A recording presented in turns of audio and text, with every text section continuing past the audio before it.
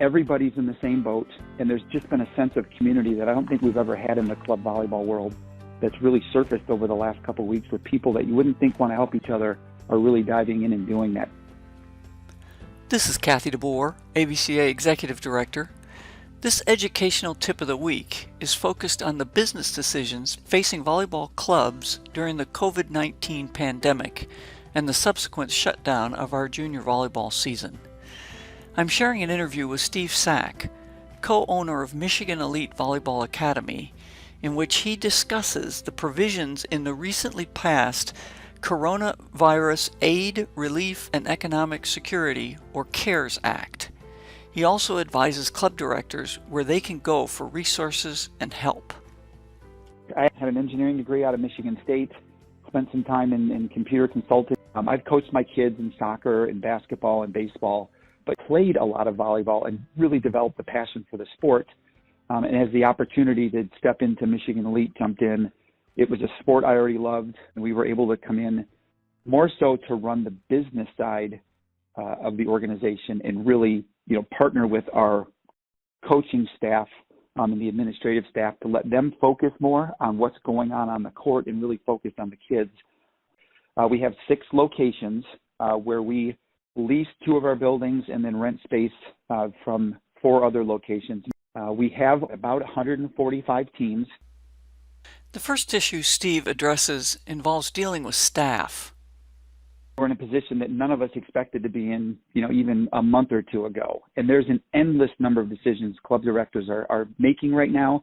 Everybody's club staff, basically from the coaching along with the administrative side, is the lifeblood of our organization. So there are some things that we obviously have to look at.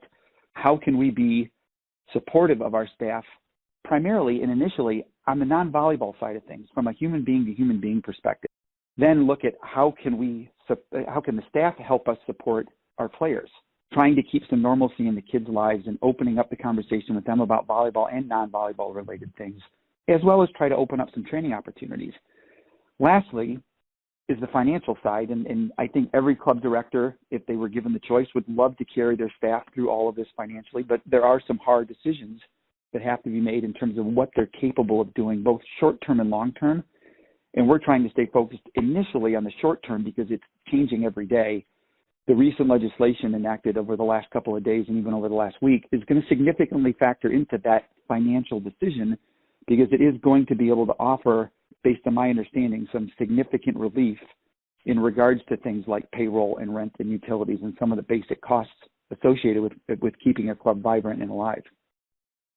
The relief that's there is actually on several different levels. And I'm not a SBA expert or a banker or an accountant or a tax advisor, but from the information I've been able to glean from this is that there are going to be several new and expanded aspects to unemployment, which can obviously compensate individuals. If a club does go down the path of saying, hey, we have to do a short-term layoff or a furlough, it's going to allow for a longer application window.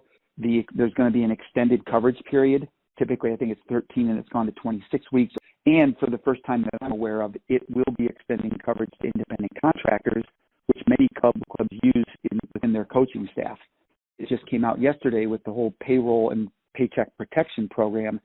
It's really incentivizing small businesses to maintain staff. The basics, again, that I've been able to pull out is that ultimately they're going to try to take the average monthly payroll that you've had for the last year, and then they multiply that by 2.5. Let's say you have $10,000 in payroll. They would give you, in essence, $25,000 as an immediate loan to pay payroll, rent, utilities, insurance, things like that.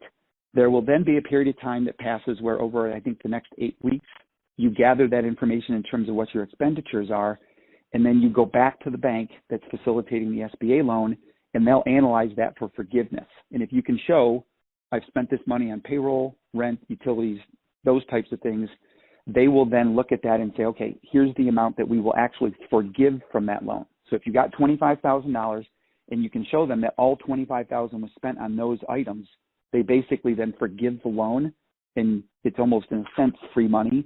If there's any difference where you don't get forgiven the entire amount, that smaller amount then goes into a 10-year note at up to 4%.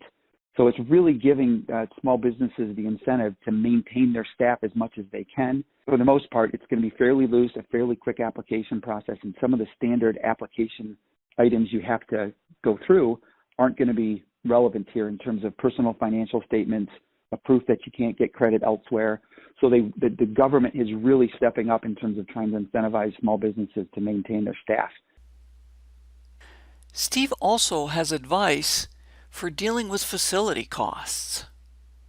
Where we rent space, obviously we're not incurring or renting space moving forward, and we pay on a month-by-month basis in our situation. So we're able to work with our local facilities that we're renting from in terms of, hey, if we're not incurring that time, we won't be incurring that cost.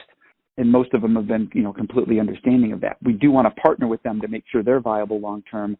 So we're maintaining those relationships and having those discussions. In the situation where someone owns or leases a building, you've got to go out basically and talk to your landlord, and also look at other areas of vendors and other community partners to try and do what you can to extend your payment terms, whether it be a landlord or a vendor. First and foremost, ask. If you don't ask, there's no relief that you can get. As far as a mortgage goes, there are some things that, depending on how your mortgage is structured, that immediately there's been indication that banks are going to give you anywhere from 90 to 100 days deferral of your loan. In essence, they'll take that period of time and put it at the end of the loan. So you might get a 3-month deferral on payments there. And the SBA specifically has already stated that they're going to give a 6-month deferral with no principal or interest payments and put that on the back end. So again, that can be a pretty significant relief from the economic distress on the payment side, because in a lot of cases, there's absolutely nothing we can do with these buildings. But at the same time, I do encourage people, and we're trying to look at it and say, is there possibly anything we can do? We've actually had conversations with the American Red Cross, given the shortage of blood, that they are desperate for facilities because the lockdown on schools has limited somewhat the blood drives that they've been able to have. So we're getting some site visits this week where they are going to stop by, look at it, and see if over the next 2 to 3 weeks we can facilitate some sort of blood drive in both of our facilities that are local here to Detroit. Finally, Steve gives suggestions for gaining information. From a financial perspective, talk to everyone that you know and trust in terms of your banker, because they're going to be the people that help you kind of administer or apply for these small business loans.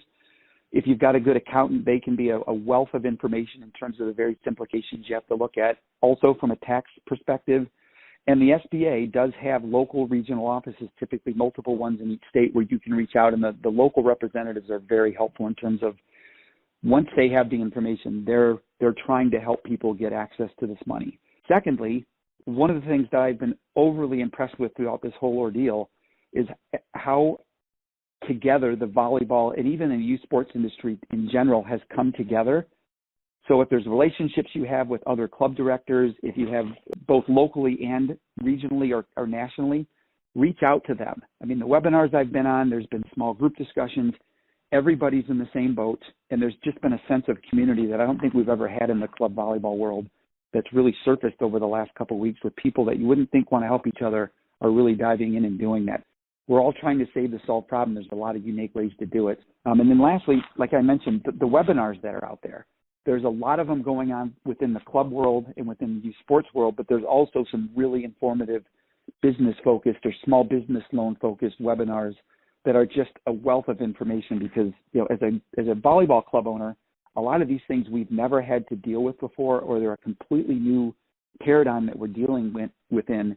And there are a lot of people that have a lot of great information. So I do recommend, and we've done this, is to reach out and talk to as many people as you can, because there's just a wealth of information out there that you can tap into. Steve closes with some words of encouragement.